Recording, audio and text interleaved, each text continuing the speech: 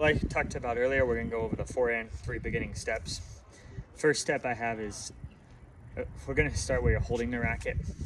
All right, I guess I'll count that as a step into one. So I'll go holding the racket, then I go to the pat the dog. Okay, and all the pat the dog is just taking your racket back. Now the big thing is when I'm taking my racket back, I need to turn with my arm. So a lot of people, they go here, then they go here. Now what that does, if you try this at home, it opens you up. If you take your arm and you bring it around, that automatically turns you. And again, this is for basic 3-step beginners. It's nothing too crazy. From here, we can add to your game after we get the hand-eye and all that. So here, arm back. Step 2, we're gonna rotate to the contact point. And so when I rotate, you'll notice my contact point, my racket's horizontal. I don't want it turned up, don't want it turned down. That's just too much for now. All right, so we just rotate, boom, to contact. And so for my rotation drill, I got 4 cones back there, and I'm gonna number them off for you guys, 1, 2, 3, and 4. And contact point basically just goes to where my hip opens up. So when my hip opens up, if the ball's in front of me, it's gonna go cross, because that's when this opened, right? That's when I should be making contact. When I go down the line, it opened up, so now my contact point is a little bit closer to me, a little bit more behind me, so that my racket's pointing straight. So I teach this off the semicircle with the cones. Cone 1, 2, 3, and 4. If I'm going down the line, I'm gonna hips open up. I'm gonna make contact at cone 3 right here. If I'm going cross, it's gonna be closer to 4, okay? Now, for beginning, I don't really need a follow through yet. And the reason is a lot of people use a follow through for a teaching tool. I do too.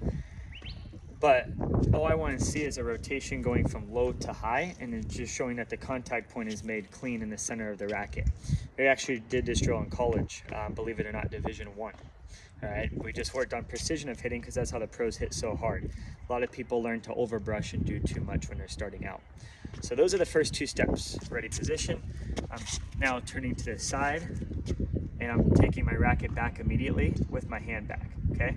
Then I go to contact. Now, from there, I'm gonna have you guys go, and I think I have some green balls in my pocket. Either, if you're a new player, green or orange ball, and starting on short court. Short court is just these 2 service boxes in the front. Let me try and move this so you can see the court. Perfect. 2 service boxes in the front, and you want to be able to control the ball back and forth to each other with just popping it forward like this. And I'll get a frontal view for you guys. Same thing here right towards you. Popping, I'm rotating. So it's not actually tapping the ball. You know, I don't want to see players do this. I want to see them hit, boom, move, hit, boom. And that's just showing they make contact point every time in the same spot. Their racket's in the correct spot, and they're getting ready. Okay, so that's my first progression. You do that green or orange ball because those are lower compression balls, and all that means is you can squish them in, and it's a little bit slower, and the ball bounces lower, so you can get used to the right contact point. So I'll start out tossing this with players and going through the first 2 steps. And the reason we toss is because the ball does stay low and there's less movement to it.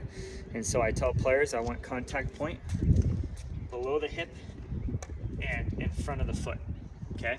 If I'm going cross court. If I'm going down the line, a little bit closer, a little to the foot, maybe a little bit behind, so it goes down the line. Hence what we talked about earlier with the hip opening up. So once that happens and they're able to do that short court, now I add the 3rd step, which is the follow through. And that's where a lot of coaches, you know, you see these videos of the full stroke right away. You're not going to be able to go out and play with that. It's not going to be fun. Your ball's going to be going flying all over. So then I'll go back and I'll teach the follow through, which is just I have them catch it. So we go step 1, step 2, catch.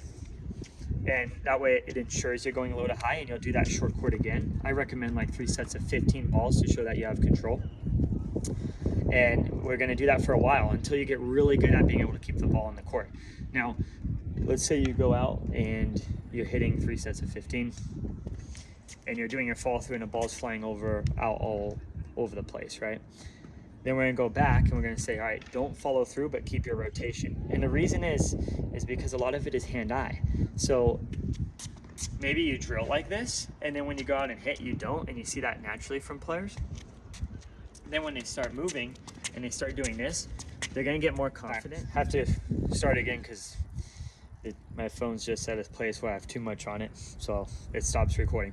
But what I was saying is once you get to the point where you're moving and you're rotating correctly, and then I say add a follow through, then it'll start coming naturally. So the reason we drill a full swing after a while is because that is how you're gonna start feeling it.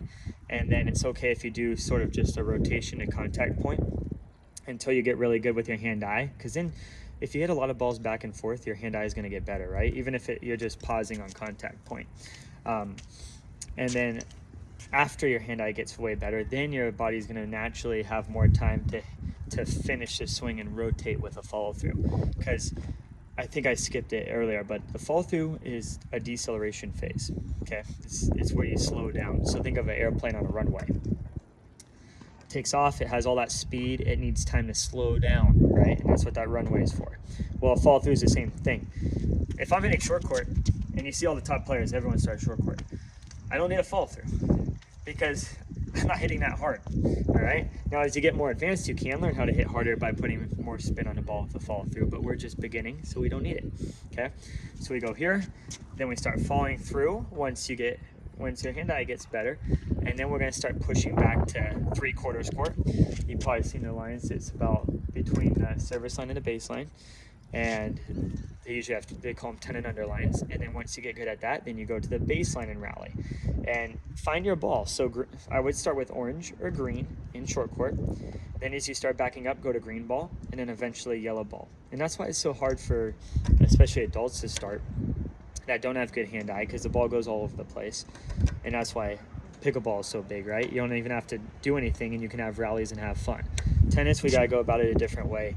And so no one's gonna say that, because if I say that I teach you that, you're gonna be like, oh man, maybe I'm not gonna play. But I'm gonna teach you the right way and how to slowly get your game, so you're gonna have fun in the long term.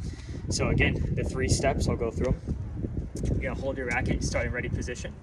Then from there, you're gonna turn it aside, and then just set your racket down to pat the dog. It's like you're patting a dog back here. Rotate to contact point, racket's horizontal. And we're just gonna rally like that for a bit, back and forth with low compression balls, not a regular yellow ball, an orange ball or a green ball. Once you get comfortable with that, we go to the follow through and you rally with that. Short court, make sure you can do 3 sets of 15 before pushing back. And if you're working with me, or if you're working with another coach, I think hopefully almost everyone does it the same way, where they'll start with tosses, where you get to work on this. Then I'll toss and have you work on the follow through. And of course, I'll do that between. So I'll drill it where we go to contact point. Then you're gonna hit with me, 3 sets of 15. I'll put it in your wheelhouse where you work on moving and doing this. Then we'll go back to drill, follow through. Okay, 3 sets of 15 short. I'm able to control it to you. Now you follow through with it. And then lastly, then I'll start feeding the ball to you deep court and you'll work on the follow through. So it's all just progressions, and it's not just, all right, here's how to hit a forehand in 3 basic steps. Those are the 3 basic steps, but I wanted to share with you guys how to actually progress. And then the next video I'll teach a little bit more about the nuances of it for, I guess, more advanced players. But really, I always go back to the basics if you're struggling, or if you're not even if you're struggling, but maybe you need to hit the ball cleaner. It always comes back to these 3 basics anyways. Everything else is just more of what I said in my vlog video earlier. It's more of a marketing ploy in a way. All right, until next time, guys.